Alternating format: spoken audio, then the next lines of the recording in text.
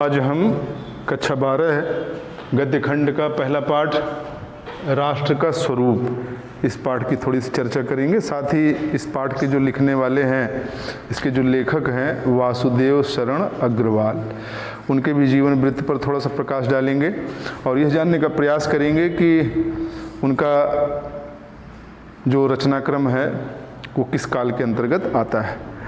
जैसा कि इसमें दिया गया है कि उनका जो जन्म था 7 अगस्त 1904 ईस्वी मेरठ उत्तर प्रदेश में हुआ था। इन्होंने पीएचडी और डीलिट की उपाधि भी प्राप्त की।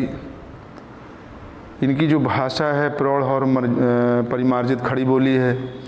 इन्होंने ज़्यादातर विचारात्मक, गवेषणात्मक और व्याख्यात्मक निबंधों की रचना की है और प्रमुख रचनाओं का नाम पृथ्वी पुत्र, भारत की एकता, कल्पवृक्ष, मातृभूमि, वाग्धारा आदि दिया गया है।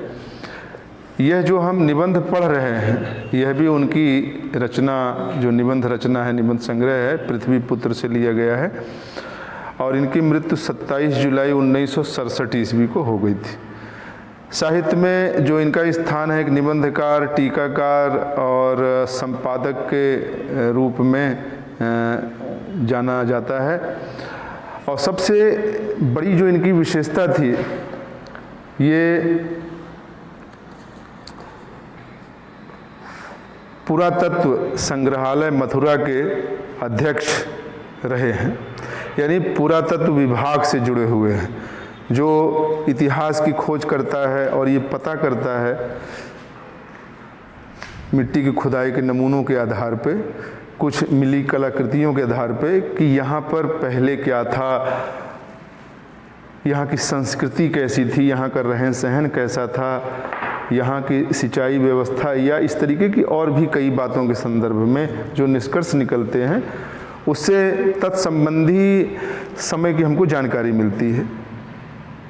तो इसी कार्य को करते हुए जो इन्होंने साहित्यिक रचना की है, तो कहीं न कहीं इनकी रचनाओं में इतिहास का भी समावेश है और उस इतिहास की बारीकियों को दर्शाते हुए इन्होंने भारतीय संस्कृति और कला और भाषा की जो सर्वव्यापकता है उसको बताने और उभारने का प्रयास किया है। ये जो हमारी गद्य पाठ पुस्तक खंड में राष्ट्र का स्वरूप नामक पाठ इनके द्वारा जो हम पढ़ेंगे, इनके द्वारा जो लिखा गया है जिसको हम पढ़ेंगे, तो उसमें राष्ट्र का जो स्वरूप है, यानी राष्ट्र का जो हमें ऊपरी तौर पर और आंतरिक तौर पर जो एक चित्र या उसका एक जो आकार दिखाई देता है, जिसको स्वरूप की संज्ञा दी गई है, उसमें कौन कौन सी चीज़ें आवश्यक होती हैं। लेखक ने यह बताने का प्रयास किया है कि इसमें 3 चीज़ों की महत्ता होती है, 3 चीज़ों की भूमिका होती है। पहला है भूमि। भूमि माने धरती या जमीन। जो एक भूभाग है, जमीन है, उसके बिना देश की कल्पना करना संभव नहीं है, क्योंकि किसी व्यक्ति के बसने के लिए एक धरातल का, एक स्थान का होना बहुत ज़रूरी है और ये पहली शर्त है। कहा जाता है कि भूमि का निर्माण देवों ने किया और फिर उसमें तमाम तरीके के संसाधन, उसके सौंदर्य और जो भी उस स्थान में रहने वाले जीव हैं उनके लिए क्या आवश्यक हो सकता है, उसको भरने का, समृद्ध करने का प्रयास किया। इसलिए हमारा ये कर्तव्य है कि उस भूमि की जो समृद्धि है, सौंदर्य है, सुरक्षित रहे। इसके लिए हमको जागरूकता अपने दिमाग में लाना बहुत ज़रूरी है और जो भी धरती के अंदर चीज़ें हैं उसके विषय में जानकारी प्राप्त करना भी बहुत ज़रूरी है। बिना इसकी जानकारी प्राप्त किए हम उसकी सुंदरता, उपयोगिता और महिमा को नहीं समझ सकते और न ही अपने आवश्यक धर्म का पालन कर पाएंगे।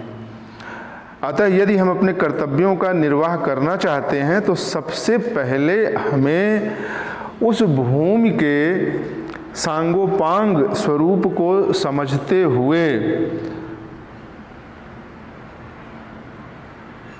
उसका जो भी भाग है, अंग है, चाहे वो नदियां हों, पर्वत हों, पहाड़ हों, उन सब की समृद्धि के लिए, उन सब की सुरक्षा के लिए हमको प्रयास करते रहना होगा।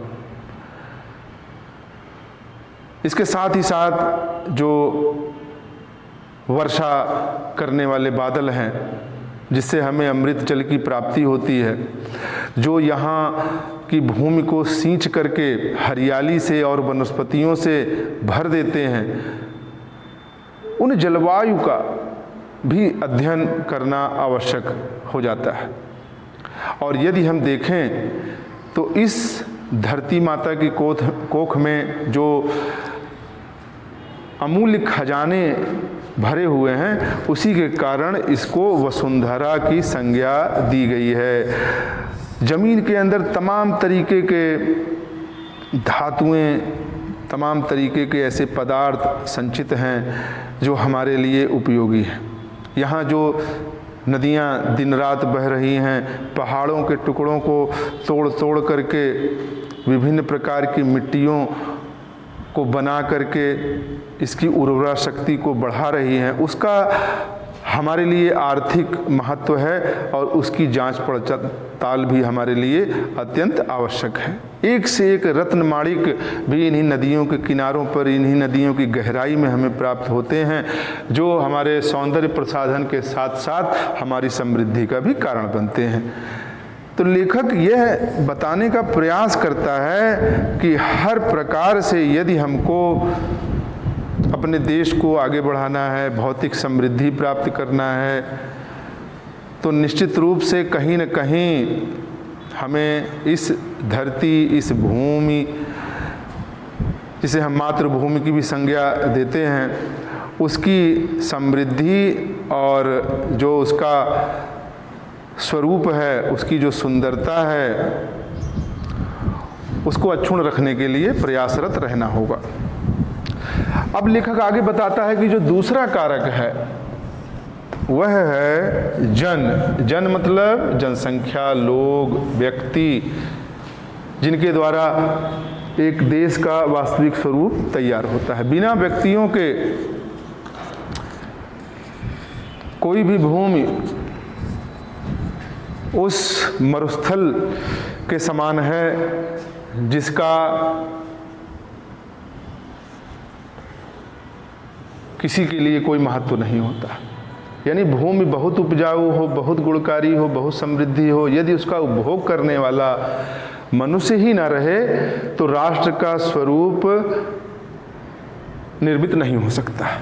तो लेखक ये कहता है कि वहाँ बसने वाले लोग राष्ट्र के दूसरे कारक हैं, जिसको हम राष्ट्र का दूसरा अंग भी कह सकते हैं। और ये जो मनुष्य है, यह जितना योग्य होगा, जितना पढ़ा लिखा होगा, जितना यह पृथ्वी के साथ आत्मीयता और माता का भाव जोड़े रखेगा, निश्चित रूप से उतना ही उसका गौरव बढ़ेगा, उतना ही देश की समृद्धि होगी, और उतना ही अगर हम देखें तो राष्ट्रीय भावनाओं का विकास भी होगा।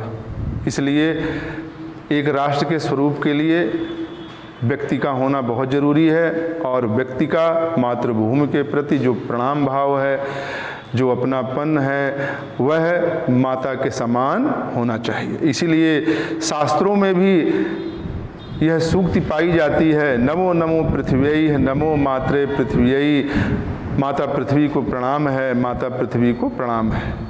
यह हमारे यहाँ की संस्कृति रही है। हमने भूमि को, पृथ्वी को माता के समान आदर दिया, सम्मान दिया, क्योंकि जिस प्रकार माता हमारी आवश्यकताओं की पूर्ति करती है, ऐसा हमारा विश्वास है कि यह भूमि भी माता के समान ही हमारा पोषण करती है। जो भी हमें ज़रूरतें होती हैं उसकी पूर्ति इसी पृथ्वी के द्वारा संभव होती है। इसलिए हमें एक सुपुत्र की भांति अपनी माता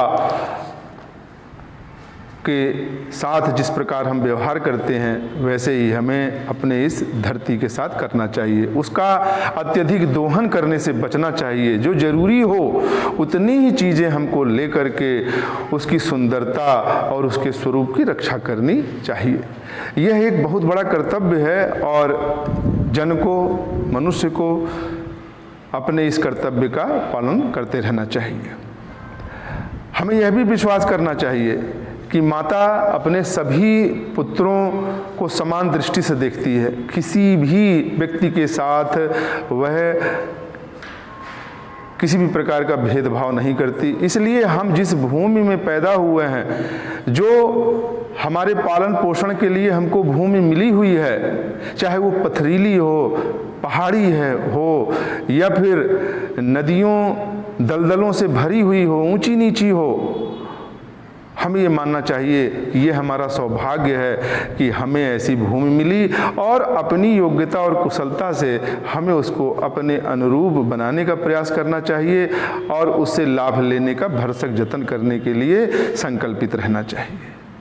जितने भी इस पृथ्वी पर नगर, जनपद, गांव और पूर्वे हैं, जंगल हैं, पर्वत हैं, जो जगह जगह हमें दिखाई देते हैं, तरह तरह की भाषाएं बोली जाती हैं, धर्म के मानने वाले लोग हैं, यह सब इस पृथ्वी के ही पुत्र हैं और उनका एक आपसी प्रेम और सौहार्द है और हमें एक दूसरे के साथ समानता का, अपनेपन का व्यवहार करते हुए आगे बढ़ना है। और यदि हम देखें तो किसी भी प्रकार से किसी भी प्राणी में रंग रूप के आधार पे भले ही विभिन्नता हो, मगर वास्तविक रूप से हमें ये मानना चाहिए कि वसुधैव कुटुंबकम ही हम हैं, क्योंकि सारी पृथ्वी एक परिवार का ही अंग है।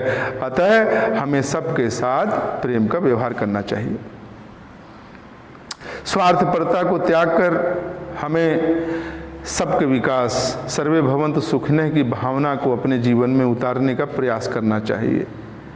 लेखक की 2 लाइनों के माध्यम से मैं जन के विषय में जो पूरी उसकी मनोभावना है उसको व्यक्त करना चाहता हूँ कि लेखक कहता है, राष्ट्र के शरीर के एक भाग में यदि अंधकार और निर्बलता का निवास है तो समग्र राष्ट्र का स्वास्थ्य उतने अंश में असमर्थ रहेगा। इस प्रकार समग्र राष्ट्र को जागरण और प्रगति की एक ऐसी उदार भावना से संचालित होना चाहिए।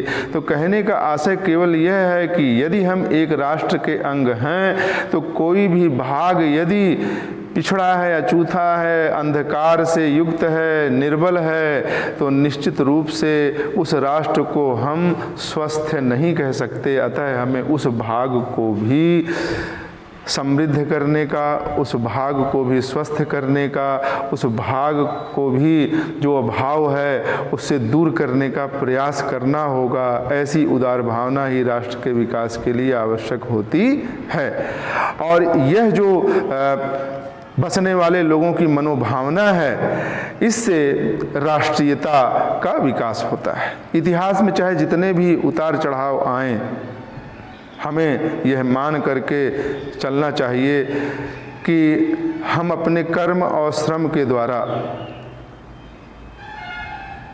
ऐसे ऐसे घाटों का निर्माण करेंगे जिस पर लोग आश्रय लेकर के अपने को शांति और समृद्धि और खुशहाली और आनंद में डूबा पाएंगे। अतः हमें ये प्रयास करना होगा कि ये जो जन भावना है ये सदैव इसी प्रकार हमारे अंदर विकसित होती रहे। लेखक कहता है कि राष्ट्र का जो सबसे महत्वपूर्ण तीसरा अंग है वो है संस्कृति। संस्कृति का आशय होता है आचार, विचार, रीत, नीति, जिसके आधार पर हमारे कार्यकलाप संचालित होते हैं। कहा जाए यह हमारी मानसिकता को नियंत्रित करने वाला कारक है, क्योंकि जैसा हम सोचेंगे, जैसा हम विचार करेंगे, उसी के अनुरूप हमारे कार्य होते हैं। लेखक इस भाग में यह बताने का प्रयास कर रहा है कि भूमि का अपना महत्व है, जन का अपना महत्व है, मगर संस्कृति के द्वारा एक जन के मस्तिष्क का जो निर्माण होता है, उस मस्तिष्क के द्वारा ही एक राष्ट्र की जो वास्तविक समृद्धि है, उन्नति है, वह साकार रूप लेती है। इसलिए हमें यह प्रयास करना चाहिए कि ये जो संस्कृति है, अच्छे आचार विचार और संस्कार हैं, वह राष्ट्र के नागरिकों के अंदर दिन दिन समृद्ध होते रहें, विकसित होते रहें। इसके लिए हमें ऐसी रीति नीति बनानी होगी, ऐसी शिक्षा व्यवस्था को अपना अंग बनाना होगा जिससे इस गुण की श्रीवृद्धि होती रहे। यह अलग बात है कि हमारे राष्ट्र में तरह तरह की संस्कृतियों के मानने वाले लोग हैं, किंतु यह विविधता भी हमारी समृद्धि का एक कारण बन सकती है यदि हम उसमें एक सामंजस्य बनाकर चलें, सामंजस्य स्थापित करें। और इसके लिए ज़रूरी है कि इन सब संस्कृतियों में पारस्परिक सहिष्णुता और समन्वय का भाव हो। आगे लेखक इस भाग के अंतर्गत यह बताने का प्रयास करता है कि यदि सारी संस्कृतियों का, सारे लोगों का आपस में समन्वय होगा तो राष्ट्र के लोगों का जीवन सुखदायी होगा। उसके लिए यह ज़रूरी है कि इस कारक के विकास के लिए हम अपने जीवन में साहित्य, कला, नृत्य, गीत, आमोद प्रमोद ऐसी चीज़ों का समावेश करते रहें जिनसे हमारे मानसिक भावों को प्रकट करने का अवसर मिले और हमारी आत्मा में विश्वव्यापी आनंद भाव पैदा हो जाए। तो लेखक की जो एक सबसे बड़ी विशेषता है, एक जो मानसिकता है, वह यह बताना चाहता है कि संस्कृति ही एक ऐसा कारक है जो लोगों के अंदर आनंद की भावना, परोपकार की भावना पैदा करने में समर्थ होती है। और यह तभी आ सकती है जब सबका सबके प्रति उदार भाव हो। अंत में तीनों राष्ट्र के स्वरूप के तत्वों को मिलाते हुए लेखक निष्कर्ष निकालता है, और मैं लेखक की भाषा के आधार पर अंतिम पैराग्राफ पढ़ना चाहता हूँ कि पूर्वजों ने चरित्र और धर्म विज्ञान, साहित्य और कला संस्कृति के क्षेत्र में जो कुछ भी पराक्रम किया है, उस सारे विस्तार को हम गौरव के साथ धारण करते हैं और उसके तेज को अपने भावी जीवन में साक्षात देखना चाहते हैं। यही राष्ट्र संवर्धन का स्वाभाविक प्रकार है, जहाँ अतीत वर्तमान के लिए भार रूप नहीं है, जहाँ भूत वर्तमान को जकड़ नहीं रखना चाहता वरन अपने वरदान से पुष्ट करके उसे आगे बढ़ाना चाहता है, उस राष्ट्र का हम स्वागत करते हैं। तो यहाँ पर लेखक यही बता रहा है कि जितने भी लोग हैं हमारे पूर्ववर्ती, परवर्ती, ऐसी रीति नीति बनानी है कि कोई किसी को भार स्वरूप ना समझे, कोई किसी को जकड़ा हुआ है इस विचारधारा से कोई ग्रसित ना हो। सब एक दूसरे के लिए उपयोगी हैं। जो हमारा अतीत है वह भी हमारे लिए उतना ही महत्वपूर्ण है जितना आने वाला हमारा भविष्य है। और यदि हम इस भावना से ओतप्रोत होंगे तो निश्चित रूप से जो राष्ट्र का स्वरूप है, जिसमें भूमि, जन, संस्कृति जैसे तीन कारक हैं, उन तीन कारकों की आपसी जो समन्वय की भावना है, उन सब को मिला करके यदि हम आगे बढ़ेंगे तो निश्चित रूप से जो राष्ट्र की उन्नति और राष्ट्र का विकास है और वहाँ के रहने वाले लोगों का जो जीवन है वो आनंद, खुशहाली और तमाम परेशानियों से रहित जीवन जीने का जो एक स्वरूप है, उसका सपना निश्चित रूप से साकार हो पाएगा। तो लेखक ने इन तत्वों के आधार पे, इन कारकों के आधार पे राष्ट्र के स्वरूप को निर्धारित करने का जो प्रयास किया है उसमें काफ़ी हद तक वो सफल रहा। हमें इन तीनों जो कारक हैं उसके विषय में थोड़ा सा अपना विचार भी व्यक्त करना है और साथ में यह भी देखना है कि लेखक का जो दृष्टिकोण है और हम जो सोचते हैं, हमारा जो दृष्टिकोण है उसमें कितनी समानता है। हो सकता है कुछ चीज़ें लेखक की हमें ऐसी लगें कि आज के परिवेश में वो मान्य नहीं है, किंतु ये समय सापेक्ष चीज़ें होती हैं, स्वरूप बदलता रहता है, मान्यताएं बदलती रहती हैं। किंतु इसमें जो अभ्यास दिया हुआ है इस पाठ के आधार पर और लेखक की विचारधारा के आधार पर ही हमको देने का प्रयास करना है। तो जैसा पूर्व में आपने पढ़ा होगा उसी के आधार पर है। कुछ प्रश्न दिए हुए हैं गद्यांश के नीचे, उन प्रश्नों का आप उत्तर लिखने का प्रयास करेंगे। पहले में संदर्भ है, पाठ या शीर्षक, पाठ का शीर्षक और लेखक का नाम लिखने का ऐसा भी प्रश्न आ सकता है, तो ये भी संदर्भ ही माना जाएगा। दूसरे में रेखांकित अंश की व्याख्या जैसा प्रश्न है, वो आगे पीछे भी हो सकता है। और अतिरिक्त 2-3 और प्रश्न हैं जिसका उत्तर यदि आप गद्यांश में ढूंढेंगे तो आपको मिल जाएगा। तो इस अभ्यास का आप थोड़ा सा लिखित रूप में नोट्स बनाने का प्रयास करेंगे। जहाँ दिक्कतें आएंगी तो फिर भविष्य में आपको यहाँ से भी उपलब्ध कराने की कोशिश की जाएगी। मगर स्वतः करने का यदि आप प्रयास करें तो इंटर के लेवल में आपके लिए ज़्यादा बेहतर हो पाएगा। अपनी भाषा शैली में उत्तर लिखने पे जो नंबर मिल जाते हैं वो दूसरे की भाषा शैली के आधार पर कम ही मिलते हैं। जीवन परिचय से संबंधित भी लेखक के कुछ प्रश्न है, उसको भी आप कर लीजिएगा। लघुत्तरी जो प्रश्न है ये अगर हम आपको बताएं तो ये वैकल्पिक ही हैं, यानी आप करेंगे तो पाठ की बारीकियां आपको समझ में आएगी जब आप उत्तर लिखेंगे, क्योंकि परीक्षा में तो इस प्रकार के प्रश्न आते नहीं हैं। और लिख लेंगे तो बहुत अच्छा है, नहीं लिखेंगे तो कोई बात नहीं, मगर दीर्घ उत्तरी प्रश्न और ये गद्यांश वाले भाग को करना आपके लिए अनिवार्य है। चलिए शेष अगले पाठ के समय आपसे मिलेंगे, चर्चा करेंगे। तब के लिए धन्यवाद।